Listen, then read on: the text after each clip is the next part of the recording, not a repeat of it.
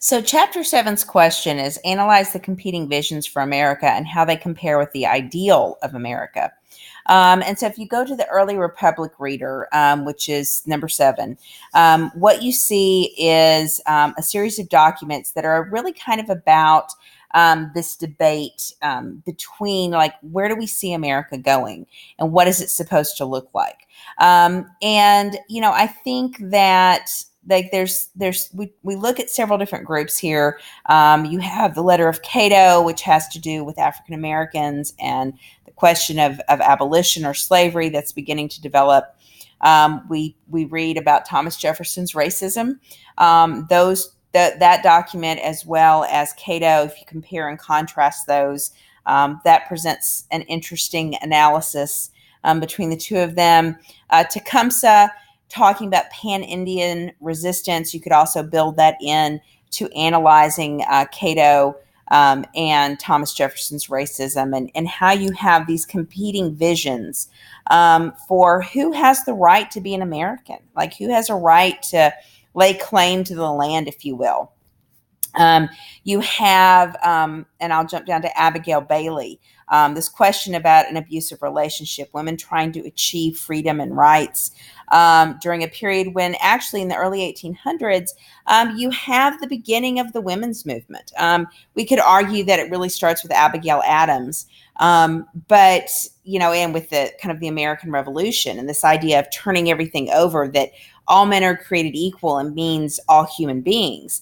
And certainly we see in the French Revolution, women kind of take that to the next level. But in America, it was much more slow to develop. But I do think you see signs that women were concerned about having rights, having property. Abigail Bailey represents kind of not only this continuing morality of women in America, but also the fact that women, did begin to push for some independence. You look at the Ladies Magazine illustration that shows Wollstonecraft presenting her vindication on the rights of women to the goddess of liberty, pushing for the idea that women should have rights and protections. That women should not be left vulnerable, which is a theme that we've kind of seen echoed from Abigail Adams to Susanna Rowson's book. This idea that women have a position within the society. Now, the position is often predefined for them, one that is very much, you're supposed to be the moral leader. And you do see that being exhibited through Abigail Bailey. But I also think that there's a deeper meaning behind that, which is this idea that women have a claim on liberty as well. So I think that you could look at, Abigail Bailey, Tecumseh, Cato, Thomas Jefferson, and you could talk about and look at that the image of the woman presenting liberty, and where is the ideal America? Is it made up of all of those different groups? Do all of those different groups work together? Do all of those different groups fight against each other? Like, how does this represent that American ideal that we're talking about? This competing vision, right? Of where we see the country going, what we see, how we see the country developing. With Cato arguing for freedom from slavery, and he's specifically addressing a law that tries to roll back Pennsylvania abolition, and he really makes an eloquent argument against that. To Thomas Jefferson, who clearly comes up with a crazy excuse for the continued use of slaves, really revealing his own, kind of struggles, I guess you could say, with white supremacy. Tecumseh trying to say, hey, we have a right to this land too. We stake a claim in this ideal of America. And Abigail Bailey, fundamentally saying, I have a right to determine my own future as well. And if you have all these different people competing for that right, what is that going to look like? So there's a lot of commonality there. Now, when you look at the congressional debate about going to war in 1811, this kind of, on its face, I mean, it really just works with the historical context that we've been talking about. This idea of impressment of soldiers and the accusation that the British have been encouraging the Native Americans to act out. In which case, you could maybe connect that to Tecumseh's article and kind of, and know that Tecumseh doesn't indicate the British are encouraging them at all. And within the Congress debates going to war, you've got two excerpts. One that's saying, yes, we should absolutely go to war. The British have done, they've encouraged the natives. They've impressed our sailors. They're causing problems. And in addition, we could go claim Canada. Yeah, we'll go claim Canada. And that means the southern states can have all of the Louisiana Purchase, and the northern states can have all of Canada. And we can maintain this balance of power that we currently have, right? So you begin to see the hints that perhaps the development of slavery and this balance of power in Congress is going to be a future problem. But then you also see a response that says, oh, gee, how naive of you to assume that we're just going to get Canada without spilling any blood, right? I don't agree with this. We're not just going to be able to go claim Canada. The British aren't just going to walk away.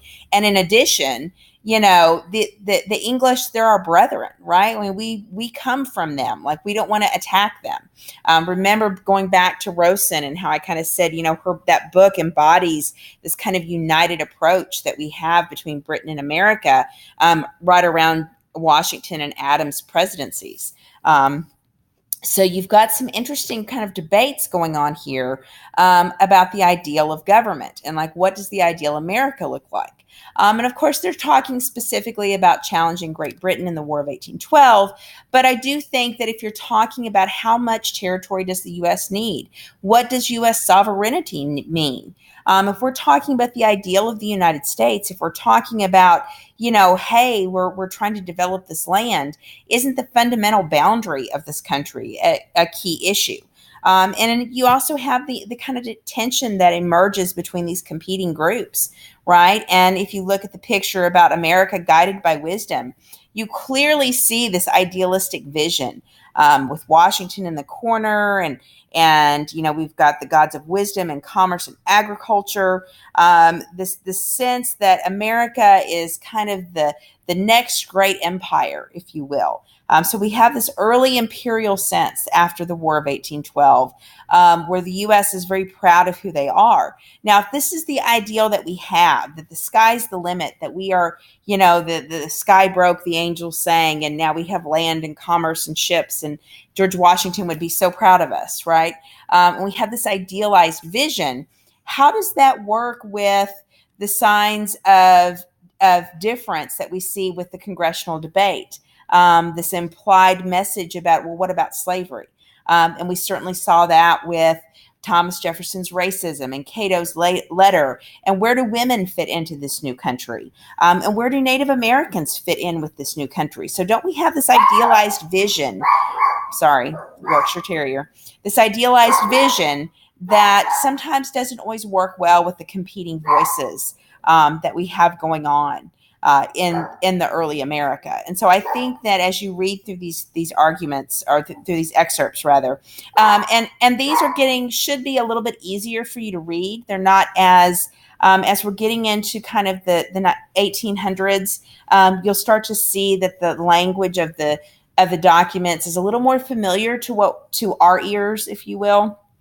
So hopefully it's a little bit easier for you to kind of follow along and read.